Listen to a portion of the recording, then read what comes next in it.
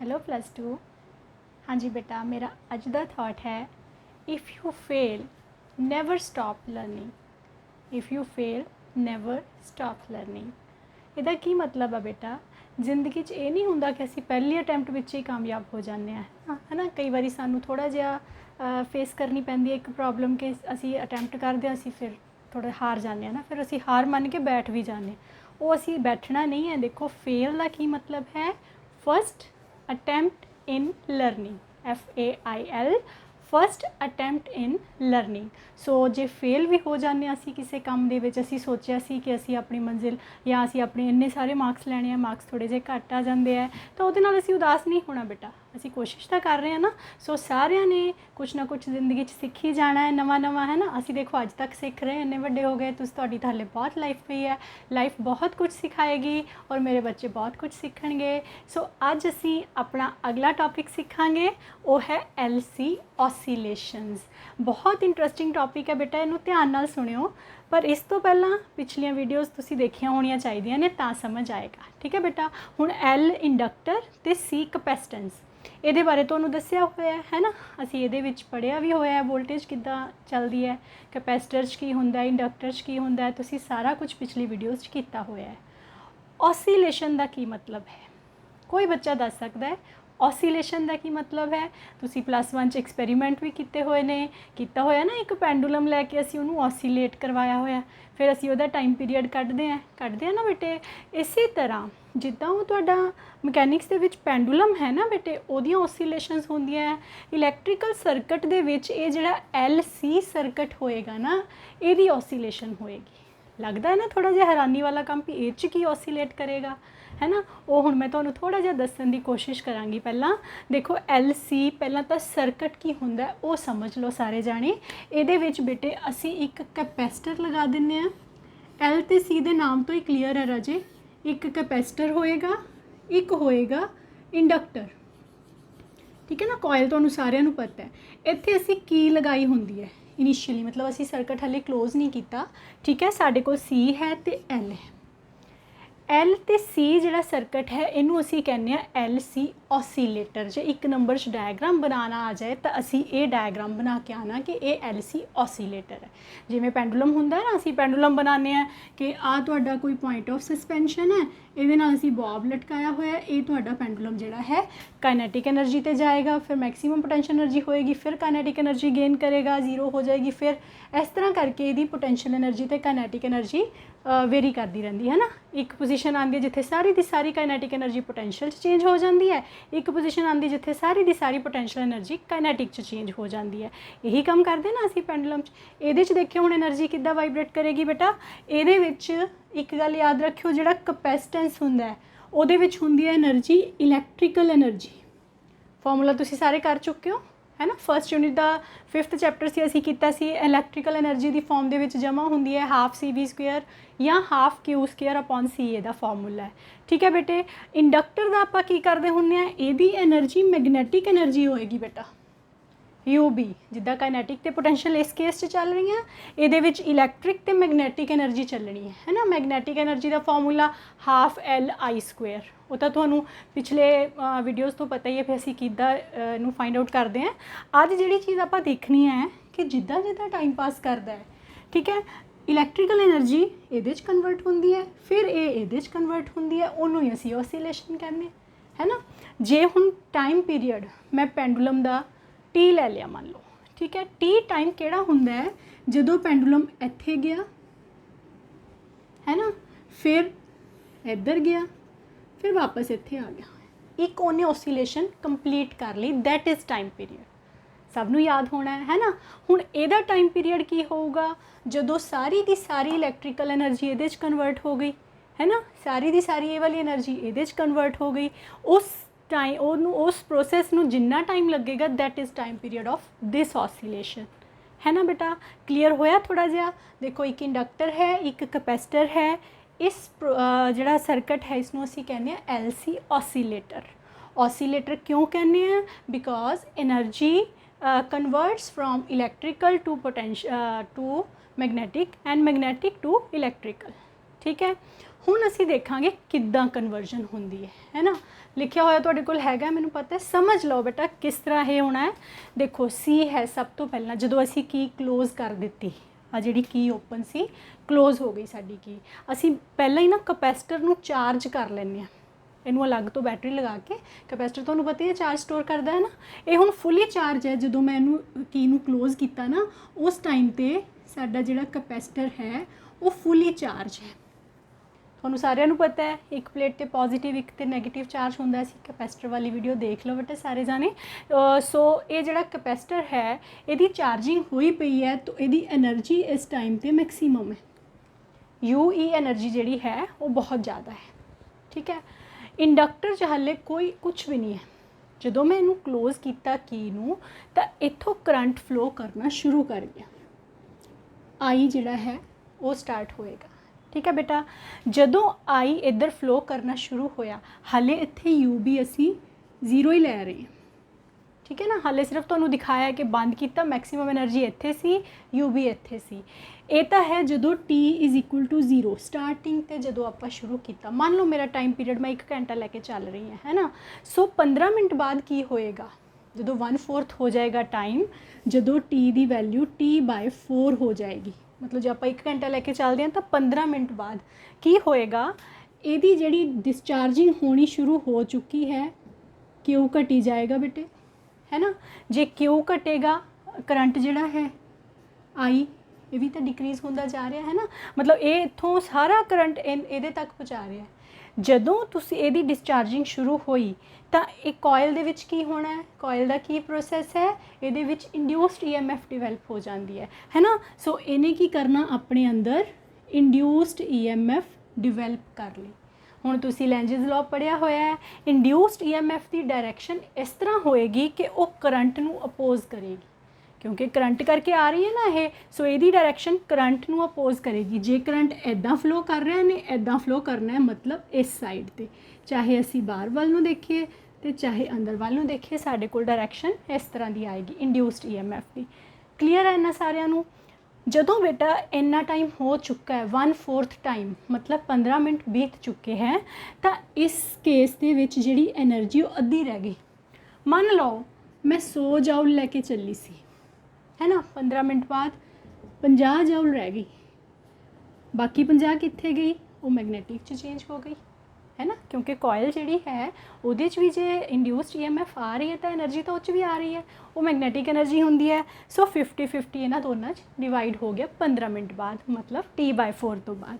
ਅਗਲਾ ਸਟੈਪ ਹੈ ਬੇਟਾ, ਜਦੋਂ ਅਗਲੇ 15 ਮਿੰਟ ਹੋ ਗਏ, ਮਤਲਬ ਹਾਫ ਟਾਈਮ ਹੋ ਗਿਆ, ਹੈ ਨਾ, ਅੱਧਾ ਘੰਟਾ ਹੋ ਗਿਆ, ਫਿਰ ਕੀ ਹੋਏਗਾ, ਆ ਜਿਹੜਾ ਕਪੈਸਿਟਰ ਸੀ ਪੂਰੀ ਤਰ੍ਹਾਂ ਡਿਸਚਾਰਜ ਹੋ ਗਿਆ। ਇੱਥੋਂ ਸਾਰਾ ਚਾਰਜ ਨਿਕਲ ਗਿਆ ਜਿੰਨਾ ਇਹਦੇ ਕੋਲ ਸੀ। ਇਹਨੇ ਆਪਣੀ ਕਰੰਟ ਫਲੋ ਕਰਨਾ ਸ਼ੁਰੂ ਕੀਤਾ ਹੈ ਨਾ, ਤਾਂ ਕਰੰਟ ਇੱਥੇ ਮੈਕਸਿਮਮ ਹੋ ਜਾਏਗਾ ਉਸ ਕੇਸ ਦੇ ਵਿੱਚ। ਹੁਣ ਸਾਰਾ ਚਾਰਜ ਕਪੈਸਿਟਰ ਜਿਹੜਾ ਹੈ ਉਹ ਡਿਸਚਾਰਜਡ ਹੈ, ਔਰ ਸਾਰੀ ਦੀ ਸਾਰੀ એનર્ਜੀ ਕਿੱਥੇ ਹੈ, ਮੈਗਨੈਟਿਕ એનર્ਜੀ ਦੀ ਫਾਰਮ ਦੇ ਵਿੱਚ। ਦੇਖੋ ਸਾਰੀ એનર્ਜੀ ਹੁਣ ਮੈਗਨੈਟਿਕ 'ਚ ਚੇਂਜ ਹੋ ਗਈ, 100 ਦੀ 100 ਜਾਊ। ਇੱਥੇ ਹੁਣ ਜਿਹੜੀ ਇਲੈਕਟ੍ਰੀਕਲ એનર્ਜੀ ਸੀ ਉਹ 0 ਆ ਗਈ। ਸਮਝ ਆਇਆ ਮੇਰੇ ਬੱਚੇ। LC ਓਸੀਲੇਸ਼ਨਸ ਨਾ ਬੱਚੇ ਹਮੇਸ਼ਾ ਇਹੀ ਕਹਿੰਦੇ ਆ ਕਿ ਮੈਮ ਸਾਨੂੰ ਤਾਂ ਇਹ ਸਮਝ ਹੀ ਨਹੀਂ ਆਉਂਦਾ। ਜੇ ਤੁਸੀਂ ਇਸ ਤਰ੍ਹਾਂ ਡਾਇਆਗ੍ਰਾਮ ਬਣਾ ਕੇ ਬੇਟਾ ਇਹਨੂੰ ਸਟੈਪ ਬਾਈ ਸਟੈਪ ਲਿਖੋਗੇ, ਹੈ ਨਾ, ਵੀ ਪਹਿਲੇ ਸਟੈਪ 'ਚ ਕੀ ਹੋਇਆ, ਦੂਸਰੇ 'ਚ ਕੀ ਹੋਇਆ, ਤੀਸਰੇ ਚੌਥੇ 'ਚ ਕੀ ਹੋਇਆ, ਤਾਂ ਤੁਹਾਨੂੰ ਤਾਂ ਸਮਝ ਆਏਗਾ ਹੀ, ਪੇਪਰ ਚੈੱਕ ਕਰਨ ਵਾਲੇ ਨੂੰ ਵੀ ਅੱਛਾ ਲੱਗੇਗਾ। ਸੋ ਪ੍ਰੈਜੈਂਟੇਸ਼ਨ ਦਾ ਤਰੀਕਾ ਤੁਹਾਡਾ ਵਧੀਆ ਹੋਣਾ ਚਾਹੀਦਾ ਹੈ। ਇਸ ਤਰ੍ਹਾਂ ਸਭ ਨੇ ਲਰਨ ਕਰਨਾ ਹੈ। ਜਦੋਂ ਅਸੀਂ ਨੈਕਸਟ ਅਗਲੇ 15 ਮਿੰਟ 'ਤੇ ਆ ਗਏ, ਪੌਣਾ ਘੰਟਾ ਹੋ ਗਿਆ ਮਤਲਬ, ਠੀਕ ਹੈ। ਉਸ ਕੇਸ 'ਚ ਕੀ ਹੋਇਆ, ਹੁਣ ਜਿਹੜੀ ਇੰਡਿਊਸਡ EMF ਹੁੰਦੀ ਹੈ ਬੇਟਾ, ਇਹਦੀ ਕੀ ਖਾਸੀਅਤ ਹੈ, ਇਹਨੇ ਉਲਟੀ ਡਾਇਰੈਕਸ਼ਨ 'ਚ ਕੰਮ ਕਰਨਾ ਹੈ।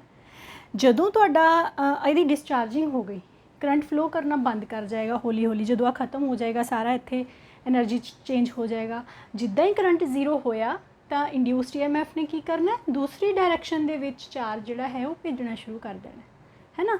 ਸੋ ਜਿਹੜਾ ਇੰਡਕਟਰ ਹੈ ਉਹਨੇ ਕੀ ਕਰਨਾ ਹੈ, ਮੈਗਨੈਟਿਕ એનર્ਜੀ ਨੂੰ ਯੂਟਿਲਾਈਜ਼ ਕਰ ਲੈਣਾ ਇਹਨੂੰ ਚਾਰਜ ਕਰਨ ਦੇ ਵਿੱਚ। ਲੇਕਿਨ ਹੁਣ ਚਾਰਜਿੰਗ ਜਿਹੜੀ ਹੈ ਉਲਟੀ ਡਾਇਰੈਕਸ਼ਨ ਸ਼ੁਰੂ ਹੋ ਗਈ। ਪੋਜ਼ੀਟਿਵ ਇੱਧਰ ਆ ਜਾਏਗਾ, ਨੈਗੇਟਿਵ ਇੱਧਰ ਚਲਾ ਜਾਏਗਾ, है ना, क्योंकि ਹੁਣ ਤੁਹਾਡੇ ਕੋਲ ਆ ਪੋਜ਼ਿਟਿਵ ਨੈਗੇਟਿਵ ਚੇਂਜ ਹੋ ਗਏ, ओके क्योंकि इन्हें उल्टी डायरैक्शन च घुमाना सी। हुण जे तुसी करंट दी डायरैक्शन देखोगे करंट इधर नूं आ गया हुण है ना, जे करंट इधर नूं है तो EMF जिहड़ी इंड्यूस्ड होएगी वो हुण दूसरी डायरैक्शन च होएगी। इस केस च की होया हुण UV ने फिर अद्धा इधर अपना एनर्जी देती, फिर 50-50 ते आ गए दोनों है ना। हुण जदों पूरा टाइम कंप्लीट हो गया आफ्टर एन आवर, 1 घंटा मैं टाइम पीरियड सोचा सी, 1 घंटे बाद फिर आही पोजीशन मिलेगी तुहानू, आप बिल्कुल जीरो हो जाएगा, यदी कंप्लीट चार्जिंग हो जाएगी। सो ये प्रोसैस चली जाता है ठीक है। इदां ही ऑसीलेशनस दे विच हुंदा है, तुसी ऐ छड्ड दिता जे उत्थे कोई फ्रिक्शन नहीं है ठीक है, तो उहदी वाइब्रेशन कंटिन्यूटी च हो ही जाएगी, ऑसीलेट करी जाएगा पेंडुलम है ना। तुसी घड़ियां दे पेंडुलम देखते हो से इसे तरह बेटा ये केस दे विच भी जे कोई रेजिस्टेंस नहीं है, फ्रिक्शन की है इत्थे इलैक्ट्रिसिटी दे विच रेजिस्टेंस है, मान लो कोई रेजिस्टेंस नहीं है, एनर्जी किते होर नहीं जा रही, तो ये जिहड़ा पेंडुलम है तुहाडा, ये जिहड़ा ऑसीलेटर है ये विदाउट एनी डैंपिंग वाइब्रेट करी जाएगा, मतलब ये एंपलीट्यूड नूं कोई फर्क नहीं पेगा। सो उस केस दे विच जदों कोई रेजिस्टेंस नहीं है असीं कहांगे कि ये जिहड़ा साडा ऑसीलेटर है अनडैम्प्ड ऑसीलेशंस प्रोड्यूस कर रहा है। अनडैम्प्ड मतलब डैंपिंग की हुंदी है बेटा, तुसी जे आवाज़ भी दिंदे हो किसी नूं, थोड़ी दूर जा के आवाज़ मध्यम मध्यम मध्यम होंदी जाती, दूर चले जाओ मेरी आवाज़ घट सुनेगी, होर दूर चले जाओ आवाज़ घट सुनेगी, एक जगह तो सुनेगी नहीं। वो क्यों होंदा? क्योंकि डैंपिंग होंदी है, एंपलीट्यूड घटदा जांदा है इस तरह ठीक है, डैंपिंग होंदी है। जे फ्रिक्शन ना होवे किसी भी तरह की, एंपलीट्यूड जिन्ना सी उन्ना ही रहेगा ठीक है, दैट इज़ अनडैम्प्ड ऑसीलेशन।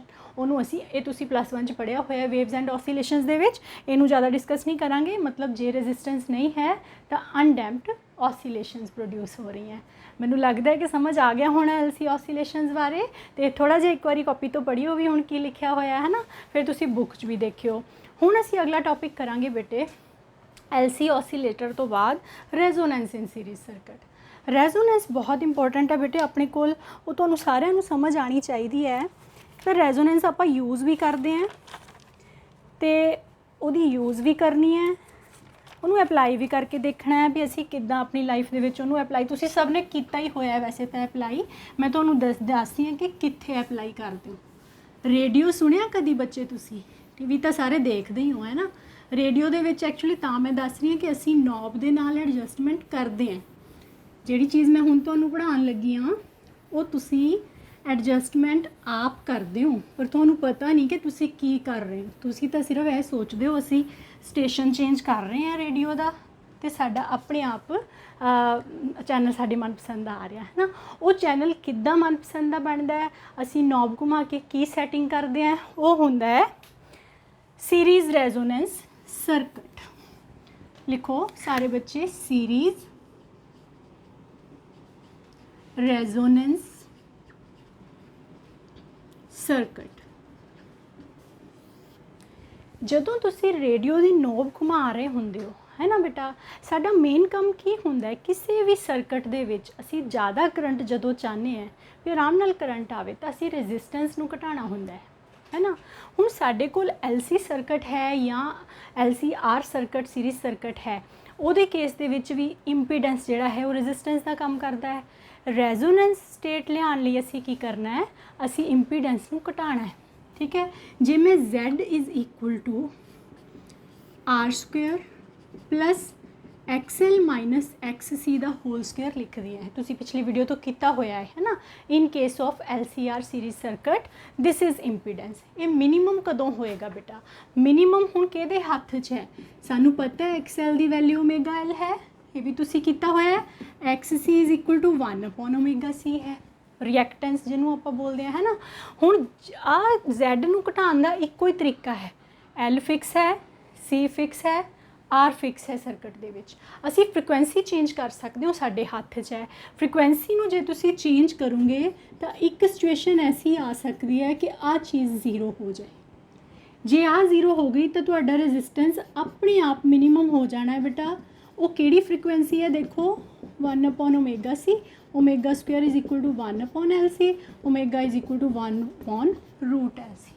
इस फ्रीकुएंसी ते Z जिहड़ा है वो R दे बराबर हो गया, ये मिनीमम इंपीडेंस है ਤੁਸੀਂ ਜਦੋਂ ਨੋਬ ਘੁਮਾ ਰਹੇ ਹੋ ਨਾ ਬੇਟਾ ਤਾਂ ਤੁਸੀਂ ਰੈਜ਼ੋਨੈਂਸ ਫ੍ਰੀਕੁਐਂਸੀ ਲਿਆ ਰਹੇ ਹੋ, ਜਾਂ ਤੁਸੀਂ ਐਲ ਚੇਂਜ ਕਰਦੇ ਹੋ ਜਾਂ ਤੁਸੀਂ ਸੀ ਚੇਂਜ ਕਰਦੇ ਹੋ, ਹੈ ਨਾ। ਟੀਵੀ ਦੇ ਚੈਨਲ ਬਦਲਦੇ ਆ, ਆਟੋ ਫ੍ਰੀਕੁਐਂਸੀ ਚੇਂਜ ਹੋ ਰਹੀ ਹੈ, ਆਪਣੇ ਆਪ ਹੋ ਰਹੀ, ਕੁਝ ਵੀ ਹੋ ਰਿਹਾ, ਉਹ 'ਚ ਕੀ ਹੁੰਦਾ ਅਸਲ 'ਚ ਇੰਨਾ ਕੁਝ ਸਰਕਟ ਲੱਗਿਆ ਹੋਇਆ ਉਹਦੇ ਪਿੱਛੇ। ਮੈਂ ਕਹਿੰਦੀ ਹੁਣ ਇੰਜੀਨੀਅਰ ਬਣ ਜਾਓ, ਬੜਾ ਕੁਝ ਤੁਹਾਨੂੰ ਪਤਾ ਚੱਲੇਗਾ। ਐਲ ਅਤੇ ਸੀ, ਹੈ ਨਾ, ਐਲ ਅਤੇ ਸੀ ਨੂੰ ਤੁਸੀਂ ਚੇਂਜ ਕਰ ਰਹੇ ਹੋ, ਉਹ ਚੇਂਜ ਕਰਕੇ ਤੁਸੀਂ ਐਸੀ ਕੰਡੀਸ਼ਨ ਲਿਆਉਂਦੇ ਹੋ ਜਿੱਥੇ ਤੁਹਾਡਾ ਓਮੇਗਾ ਆਰ ਜਿਹੜਾ ਹੈ ਇਹਦੇ ਬਰਾਬਰ ਆ ਜਾਂਦਾ ਹੈ, ਜਿਹੜੀ ਕਿ ਸਾਨੂੰ ਰੈਜ਼ੋਨੈਂਸ ਫ੍ਰੀਕੁਐਂਸੀ ਚਾਹੀਦੀ ਹੈ। ਜਦੋਂ ਹੀ ਰੈਜ਼ੋਨੈਂਸ ਆਇਆ ਸਾਡਾ ਰੈਜ਼ਿਸਟੈਂਸ ਘਟ ਗਿਆ, ਇੰਪੀਡੈਂਸ ਘਟ ਗਿਆ, ਸਾਨੂੰ ਕਲੀਅਰ ਆਵਾਜ਼ ਸੁਣੇਗੀ, ਹੈ ਨਾ। ਫਿਰ ਉਹ ਨਹੀਂ ਹੌਚ ਪੌਚ ਨਹੀਂ ਹੁੰਦਾ। ਇੱਕ ਸਟੇਸ਼ਨ 'ਤੇ ਜੇ ਤੁਸੀਂ FM ਕੀ ਸੁਣਨੇ, ਪਟਿਆਲਾ ਸੁਣਨਾ, ਪਟਿਆਲਾ 'ਤੇ ਲੈ ਜਾਂਦੇ ਹੋ, ਹੈ ਨਾ, ਵਿਵਿਧ ਭਾਰਤੀ ਸੁਣਨਾ, ਉੱਥੇ ਲੈ ਜਾਂਦੇ ਹੋ। ਇਸ ਤਰ੍ਹਾਂ ਅਲੱਗ-ਅਲੱਗ ਜਗ੍ਹਾ 'ਤੇ ਅਸੀਂ ਫ੍ਰੀਕੁਐਂਸੀ ਜਿਹੜੀ ਹੈ ਉਹ ਰੋਟੇਸ਼ਨ ਦੇ ਨਾਲ ਆਪਾਂ ਸੈੱਟ ਕਰਦੇ ਹਾਂ, ਆਪਾਂ ਇਹ ਫ੍ਰੀਕੁਐਂਸੀ ਲੈ ਕੇ ਆਉਂਦੇ ਹਾਂ। ਰੈਜ਼ੋਨੈਂਸ ਸਭ ਨੂੰ ਸਮਝ ਆ ਗਿਆ। ਰੈਜ਼ੋਨੈਂਸ ਉਹ ਸਿਚੁਏਸ਼ਨ ਹੈ ਜਿੱਥੇ ਅਸੀਂ impedance of series LCR circuit ਨੂੰ ਮਿਨੀਮਮ ਕਰਦੇ ਹਾਂ। ਕਿੱਦਾਂ ਮਿਨੀਮਮ ਕਰਦੇ ਹਾਂ? By setting frequency in value 1/√LC. In that case Z becomes R and our frequency channel is very clear. ठीक है बेटा। उस तो बाद एक छोटा जिहा क्वेश्चन आता है शार्पनेस या क्यू फैक्टर किहनूं कहंदे हैं, वो भी लिख लो बेटे, फिर इहदे नाल साडा ये वाला टॉपिक कंप्लीट ही हो जाएगा। क्यू फैक्टर हुण की है? जे तुसी राजे फ्रीकुएंसी दे नाल करंट दी वेरीएशन देखो तो की होएगा। मान लो ओमेगा 1 है, इत्थे ओमेगा आर है, इत्थे ओमेगा 2 है। सानू पता है कि सब तो ज़्यादा करंट इत्थे आना जो ओमेगा आर ते असीं, है ना, क्योंकि इस केस दे विच इंपीडेंस मिनीमम है। सो जे मैं करंट इस तरह शो कर दिंदी है, किसी होर फ्रीकुएंसी तो जे थोड़ा जिहा घट है तो इस तरह शो कर दिता, ठीक है। आ जिहड़ी वैल्यू है मैक्सीमम करंट, है ना, ये मैक्सीमम होएगा हमेशा ओमेगा आर ते। तुसीं जिद्दां मर्जी करंट भेजो, घट भेजो, ज़्यादा भेजो, मैक्सीमम वैल्यू इहदी ओमेगा आर ते ही होएगी, है ना। असीं हुण सपोज करते हैं आ वाला हिस्सा डेल्टा ओमेगा है, मतलब चेंज मैं सेंटर च लिया दोनों दे ओमेगा आर, डेल्टा ओमेगा ये है ना। हुण जिहड़ी शार्पनेस का की मतलब है, कई बार तुसीं सुनिया बेटा जदों असीं रेडियो दी नॉब घुमा रहे हुंदे हैं तो सानूं 2-3 स्टेशन मिक्सिंग जी सुनन लग पैंदी है, हुंदा है ना, 2 चैनल मिक्स हो जाते हैं, क्लीयर ही नहीं आता कुछ भी। उत्थे की हुंदा है, ये कर्व जिहड़ी है वो शार्प नहीं हुंदी, जिन्नी शार्प होएगी उन्नी क्लैरिटी होएगी। शार्पनेस का ये मतलब है, ठीक है, क्लैरिटी। और जदों तुहाडी थोड़ी जी भी यह विड्थ ज़्यादा है इस चीज़ की तो उत्थे तुहाडे कोल बैंड विड्थ ज़्यादा हो जानी है। बैंड विड्थ भी मैं तुहानूं दस्सिया, लिख के बेटा नोट कर लो सारे बच्चे। बैंड विड्थ हुंदी है ये 2 फ्रीकुएंसीज़ दे विच, मतलब आ विड्थ कितनी है, ठीक है, इन्हां दा डिफरेंस है वो 2 डेल्टा ओमेगा आएगी तुहाडे, ये बैंड विड्थ है, ठीक है ना। क्यू फैक्टर की वैल्यू 1/R √L/C याद रख। इनू सैट करके असी शार्पनेस सैट करते हैं ताकि साढ़े को सिग्नल आपस के विच मर्ज ना हो। जिन्नी शार्प पीक होएगी उन्ना क्लीयर चैनल तुहानूं सुनाई देगा, कोई मर्जिंग नहीं होएगी, ठीक है बेटे। इहदे नाल अज दा टॉपिक खत्म कर दी हैं। उम्मीद है कि तुहानूं सारिआं नूं समझ आ गया होना है बेटे। ध्यान नाल सुणिओ, काफ़ी इंटरस्टिंग टॉपिक है अज दा और सारिआं नूं आ जाएगा। थैंक यू बेटा।